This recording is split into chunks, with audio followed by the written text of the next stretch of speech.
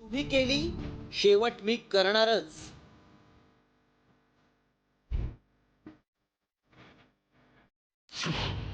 Income tax चौकशीनंतर रामराजेंचा इशारा.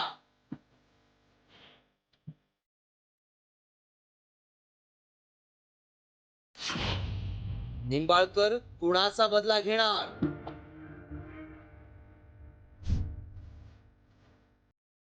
गोविंद दूध संस्थेमधील अनियमित व्यवहाराच्या अनुषंगानं फलटणच्या निंबाळकर बंधूंची तब्बल 5 दिवस चौकशी झाली. मात्र यामुळे विधान परिषदेचे माजी सभापती रामराजे नाईक निंबाळकर संतप्त झाले. सुरुवात तुम्ही केलीये, शेवट मी करणारच, असा इशारा त्यांनी व्हॉट्सअप स्टेटस मधून दिलाय. रामराजे नाईक निंबाळकर आणि भाजपचे माजी खासदार रणजितसिंग नाईक निंबाळकर यांच्यात राजकीय वैर आहे. त्यामुळे रामराजेंचा इशारा रणजित सिंगांना असल्याची चर्चा आहे. तर दुसरीकडे मी बदल्याचं नव्हे तर बदल घडवण्याचं राजकारण करतो, अशी प्रतिक्रिया रणजित सिंग नाईक निंबाळकरांनी दिली आहे. अशा प्रकारच्या कारवाई फलटणमध्ये त्याच दिवशी 3 कारवाई झाल्या. इंदापूरमध्ये झाली, नगरमध्ये झाली, नागपूरमध्ये झाली. पण काही कार्यकर्त्यांना उत्साह असतो, गैरसमज निर्माण करतात. याविषयी मी आपल्याला सांगायचं आहे की अशा प्रकारच्या कुठल्याही कारवाया करण्यामध्ये आम्हाला कुठलाही इंटरेस्ट नाही.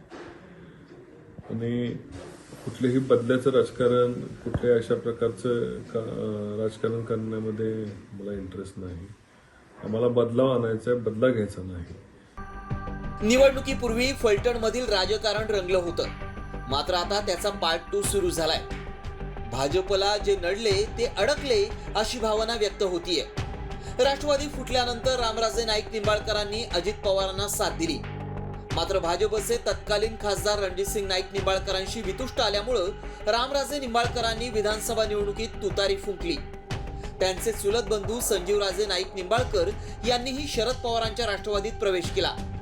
आता पुन्हा ते अजित पवार यांच्या पक्षात प्रवेश करणार होते.